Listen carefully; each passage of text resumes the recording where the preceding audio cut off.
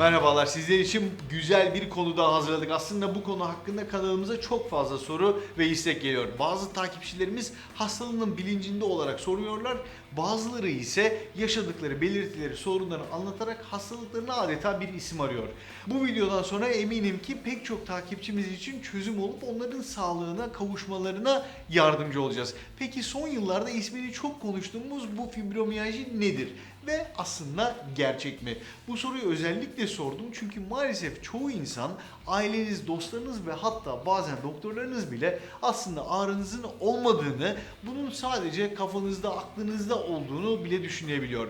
Ancak bu hastalık evet bir gerçek ve bilmeniz gerekir ki yalnız değilsiniz. Amerika'da yapılan bir araştırma 6 milyon veya daha fazla Amerikalının fibromiyalji ile mücadele ettiğini gösteriyor. Şimdi bu sayacağım belirtileri yaşayıp yaşamadığınıza bir bakalım. Ama belirtmem lazım ki fibromiyajili kişilerde herkes aynı semptomlara sahip değildir. Bazı insanların diğerlerinden daha şiddetli semptomları vardır.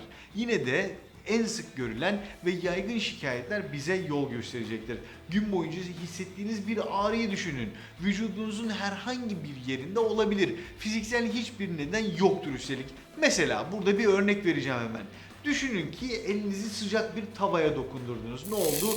Bir anda bir ağrı hissettiniz ve hemen elinizi geri çektiniz. Teorik olarak ağrıya sebep olan şeyden elinizi uzaklaştırdığınızda ne oldu? Ağrı veren şey belki ortadan kaldırdı ama o esnada ortaya çıkan kimyasallar, yani bize ağrıyı hissettiren kimyasallar dinene kadar kısa bir süre daha hissedebilirsiniz fakat sonra yok olacak.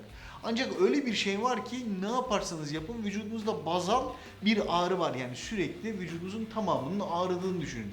Hiçbir fiziksel etki yok ama sürekli ağrıyor. İşte bu ağrılar yoğun, sabit, donuk bir acıdan şiddetli, zayıf bir acıya kadar uzanabilir. Vücudun çeşitli kısımlarındaki kaslar ve eklemler, özellikle sırt, omuzlar, üst kollar, kalçalar ve bacaklar etkilenir. Ağrı vücudun bir bölümünden diğerine adeta gezebilir, geçebilir. Günler boyu geçmeyen bu kronik ağrıların vücudunuz ve yaşam kaliteniz üzerinde pek çok etkisi oluyor. Bu ağrıların yanı sıra aşırı yorgunluk, uyku bozukluğu, baş ağrısı, konsantrasyon ve hafıza ile ilgili problemler, anksiyete ve depresyon gibi belirtilerinizin başladığı oluyor mu? Yani genelde biz daha hassas olan kişilerin fibromiyalji hastalığıyla mücadele ettiğini görüyoruz. Ayrıca teşhisi konulmuş romatoid artritiniz, lupus ve huzursuz bağırsak sendromu gibi bir hastalığınız var mı? Bu önemli çünkü fibromiyalji kişilerde bu durumlara da sık rastlanıyor. Şimdi buraya kadar anlattıklarımızı yaşıyorsanız bu sizin içinde bulunduğunuz sağlık sorununa çözüm olabilir. Hemen doğru doktora gidip şüphelerinizi anlatmanızı tavsiye ediyorum. Ayrıca sizler için bir test de hazırladık. Daha doğrusu eskiden Amerika'da yine Romatizm Derneği tarafından hazırlanan ve yayınlanan literatürlerde yer alan bu testi sizler için paylaşmak istiyorum. Vücudunuzda 18 farklı nokta baş ya da işaret parmağı ile tırnağınızı beyaz olana kadar baskı yapılıyor ve ağrı hissediyorsanız, bir acı hissediyorsanız fibromiyalji teşhisi konuyor.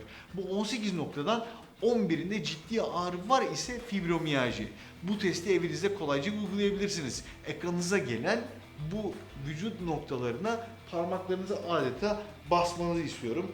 Parmağınızı bastığınızda tırnağınızdaki kan dolaşımını etkilediğiniz için orada adeta bir beyazlaşma olacak.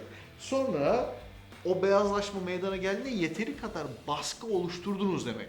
Ve o esnada o bölgede bir ağrıyla karşı karşıya kalıyorsak ve bu 18 noktanın 11'inde bu ağrı varsa evet fibromiyalji tanısı koyabiliriz adeta. Sonuçlarını daha önce bahsettiğimiz belirtilerle birleştirdiğinizde belki de uzun yıllardır çözüm bulamadığınız, ismini koyamadığınız hastalığınıza çare bulmaya başlayabilirsiniz. En azından adını koymuşsunuzdur.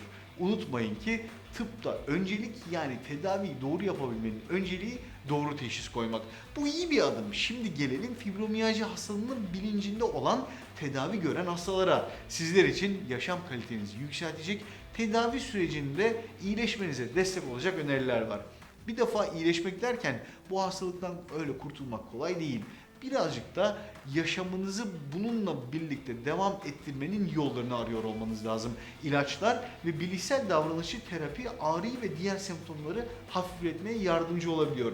Adeta vücudunuzdaki ağrı eşiğini yükselterek bu ağrıları duymamanızı sağlayabiliyor. Ama hayatınıza mutlaka egzersizi, hareketi eklemeniz lazım. Özellikle pilates, kas kuvvetlendirme egzersizleri ve yüzme sizlerin hayatınızda olmalı. Meditasyon ve yogayı da deneyebilirsiniz. Doğru nefes aslında ağrı yönetimi adına çok önemlidir. Ayrıca bu aktiviteler stresi azaltmak için de oldukça önemli. B12 takviyesi alabilirsiniz. Bu enerjiyi yükseltip ruh halinizi de düzenleyebilir. Ağrı belirli bölümlerde kendini gösterdiği zaman buz ve sıcak su torbası uygulamakta iyi gelebilir. Ama bir sıralama var. İlk 48 saat buz uyguluyorsunuz. Sonrasında sıcak su yapmalısınız. Yani sıcak su torbası koyabilirsiniz. Mentol, keklik üzümü, nane, nane ruhu, kafur gibi ürünler kullanarak ağrı bölgelerinize uygulayabilirsiniz. Ayrıca non-steroid anti-enflamatuar içeren kremler de tercih edebilirsiniz. Yani kısacası eczanenizde satılan ürünlerden bahsediyorum. Bitki takviyelerine gelince ise hem moodunuzu düzenleyecek hem de romatizmal ağrıları baskılayacak ashwagandha'yı da tavsiye ediyor literatür kaynakları. Sağlıkla kalın diyorum.